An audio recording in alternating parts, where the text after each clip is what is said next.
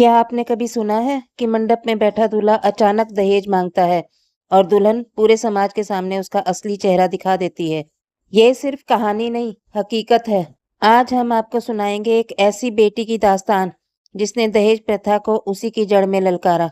शादी का मंडप सजा था, सबकी निगाहें दूल्हा दुल्हन पर थी, पर अचानक अचानक कुछ ऐसा हुआ जिसने पूरे समाज की सोच हिला दी। ये कहानी है एक ऐसी बेटी की जिसने हिम्मत दिखाई और दहेज के खिलाफ आवाज उठाई। ये सिर्फ एक शादी नहीं थी, ये क्रांति थी।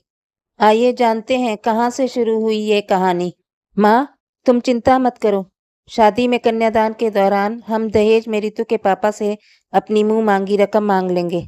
मरता क्या ना करता वाली स्थिति उनके सामने आएगी तो उनको हमारी मांग पूरी करनी ही पड़ेगी, क्योंकि रितु का एक रिश्ता पहले ही टूट चुका है और यह मांग उनके सामने जन्म मरण का सवाल ही हो जाएगी। हाँ बेटा, यह ठीक रहेगा। आखिर बेटा है तू, दहेज तो मैं लूंगी ही।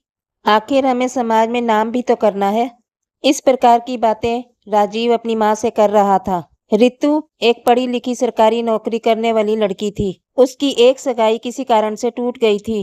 पिताजी सरकारी विद्यालय में बाबू के पद पर कार्यरत थे। ये 3 बहनें थी। बड़ी बहन की शादी हो गई थी। बहुत ही संस्कारी ससुराल था उसका। आखिर शादी का दिन आ ही गया। बड़े धूमधाम से शादी की सभी रस्में संपन्न की गई। जैसे ही कन्यादान का समय आया, राजीव ने अपनी पूर्व की योजना के अनुसार रितु के पिताजी से डिजायर कार और 10 लाख रुपए की मांग की। दोस्तों के सामने अपनी शानो शौकत का प्रकट करने के लिए उसने यह दूसरा तरीका निकाला था। जैसे ही रितु ने यह सुना, उसके पैरों के नीचे की जमीन खिसक गई। उसके कान फटे के फटे रह गए। एक तरफ पिताजी की इज्जत, दूसरी तरफ इतनी सारी दहेज की मांग। क्या करे, उसके सामने जीवन मृत्यु का प्रश्न खड़ा हुआ था। उधर राजीव एक तरफ खड़ा होकर कुटिल मुस्कान देते हुए अपने दोस्तों के साथ हंसी ठिठोली कर रहा था, क्योंकि उसे पूर्ण विश्वास था कि उनके पास मांग पूरी करने के अलावा और कोई चारा नहीं था।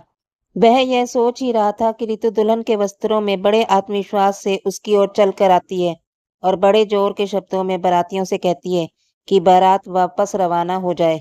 ऐसे लड़के से मैं कदापि विवाह नहीं करूंगी जो कि दहेज का भूखा, लोभी और लालची हो, चाहे मुझे आजीवन कुंवारा ही क्यों न रहना पड़े। यह सुनते ही रितु के पिताजी चक्कर खाकर गिर पड़ते हैं। तभी सुभाष, रितु की बड़ी बहन का देवर, रितु का हाथ पकड़ते हुए कहता है, यह मंडप सजा रहेगा और यहाँ फेरे भी होंगे। रितु से विवाह मैं करूंगा। विवाह का मुहूर्त टले नहीं, अतः पंडित जी के निर्देशानुसार तुरंत फेरे शुरू कर दिए जाते हैं। राजीव अपनी आंखों से सारा नजारा देख रहा होता है। उसे समझ नहीं आता कि वह रुके या जाए। सारे बाराती उस पर थू थू करते हैं। नौकरी वाली लड़की मिल रही थी इसे, धन का इतना लोभी। राजीव ना घर का रहा ना घाट का।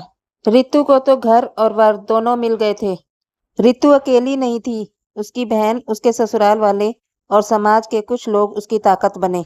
और दहेज का भूखा राजीव, वो सिर्फ देखता रहा, क्योंकि जब नारी बोलती है तो अन्याय चुप हो जाता है। आज रितु सिर्फ एक बेटी नहीं, एक प्रेरणा है उन लाखों लड़कियों के लिए जो चुप रहती हैं।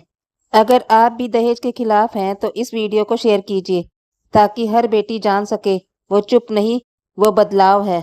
अगर आपको भी लगता है कि बदलाव की शुरुआत एक आवाज से होती है तो इस वीडियो को शेयर करें, क्योंकि अगली ऋतु कहीं आपके घर में भी हो सकती है। यदि आपको हमारी ये कहानी अच्छी लगी हो तो हमारे चैनल को जरूर सब्सक्राइब करें।